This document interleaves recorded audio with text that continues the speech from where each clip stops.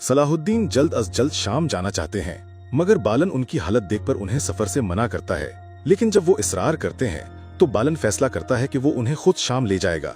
चूंकि सलाहुद्दीन इतने कमजोर होते हैं कि चल भी नहीं सकते, बालन उन्हें अपना घोड़ा दे देता है और खुद पैदल चलने लगता है।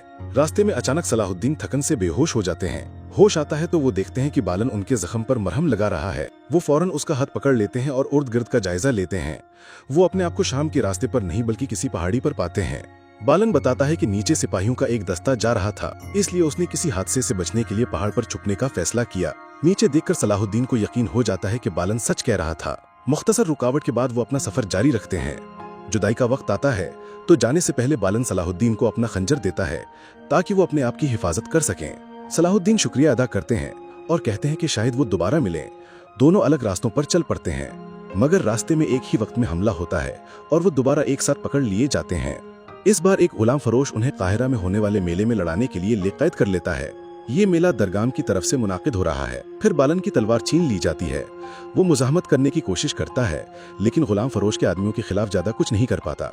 सलाहुद्दीन जानते हैं कि वो बच नहीं सकते, इसलिए वो पुरसुकून रहते हैं। इस दौरान उन्हें एक चौंका देने वाली खबर मिलती है कि अमारलिख ने अपनी बहन विक्टोरिया को कत्ल कर दिया है और अल कुद्स का तख्त हासिल कर लिया है और अब दरगाम के साथ मिलकर मिस्र में अपनी ताकत बढ़ाने की कोशिश कर रहा है।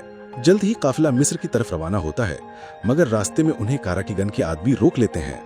वो सलाहुद्दीन को बचाना चाहते हैं, मगर अपनी असली शनाख्त जाहिर नहीं कर सकते, इसलिए इशारा करके कहते हैं कि ये शख्स उनके काफिले पर हमला आवर हुआ था और बेपनाह खून बहाया था, इसीलिए अब वो इससे बदला लेना चाहते हैं। अलीसा पीछे हटने से इनकार करता है तो सख्त जंग छिड़ जाती है, मगर काराटीगन के सिपाही नाकाम हो जाते हैं और सबके सब मारे जाते हैं। कारातीगन का आखिरी सिपाही लड़ने के लिए आगे बढ़ता है, लेकिन सलाहुद्दीन उसे जाने का इशारा करते हैं। जैसे ही वो अपने घोड़े पर सवार होकर दौड़ लगाता है, अलीसा के सिपाही उस पर तीर चला देते हैं। तीर उसकी कमर में लगता है, मगर वो फिर भी भागने में कामयाब हो जाता है। जब कारातीगन को इस वाक़े की इत्तला मिलती है तो वो फौरन महल पहुंचकर अमीर अस्फहानी और उमर मुल्ला को खबर देता है। दोनों राहत का सांस लेते हैं और उसे हुक्म देते हैं कि वो फौरन अमीर शेरेको को इत्तला दे। दूसरी तरफ अमीर शेरेको वजीर शहवार की मदद करने और दरगाम को मिस्र से निकालने के लिए कुछ इजाफी फौजियों के साथ मिस्र की तरफ रवाना हो चुके होते हैं। इधर सलाहुद्दीन काहिरा पहुंच चुके हैं, जहां उन्हें मौत के खेल में दरगाम के सिपाहियों से मुकाबला करना है। दूसरी तरफ अमारलिक को लगता है कि सुल्तान नूरुद्दीन उसकी ताजपोशी में शिरकत के लिए आए हैं, लेकिन हकीकत इसके बिल्कुल बरखिलाफ निकलती है। सुल्तान साफ अल्फाज में बता देते हैं कि उनकी फौज शहर की फसीलों पर मौजूद है और वो यहाँ अमारलिक से सलाहुद्दीन के इगवा का हिसाब लेने आए हैं।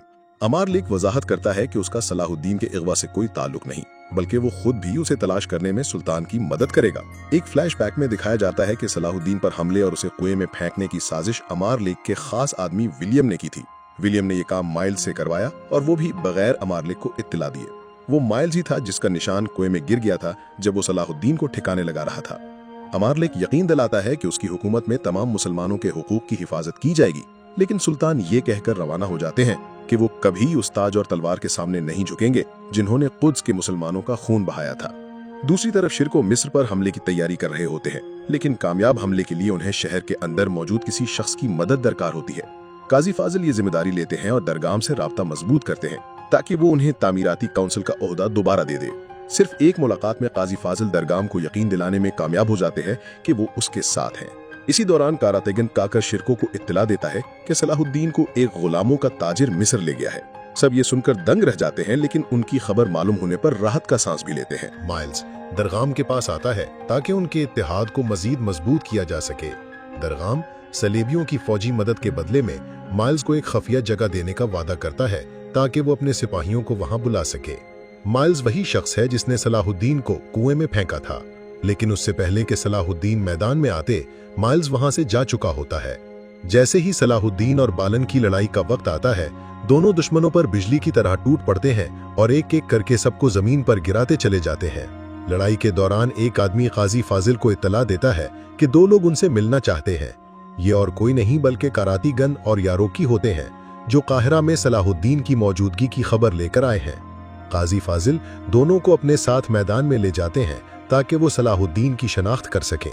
दूसरी तरफ सलाहुद्दीन और बालन बड़ी तेजी से दरगाम के सिपाहियों को गिराते चले जाते हैं। जब कारातीगन सलाहुद्दीन की तरफ इशारा करता है तो काजी फाजिल उनकी महारत की तारीफ करते हैं। आखिरकार सलाहुद्दीन और बालन तमाम सिपाहियों को शिकस्त दे देते हैं।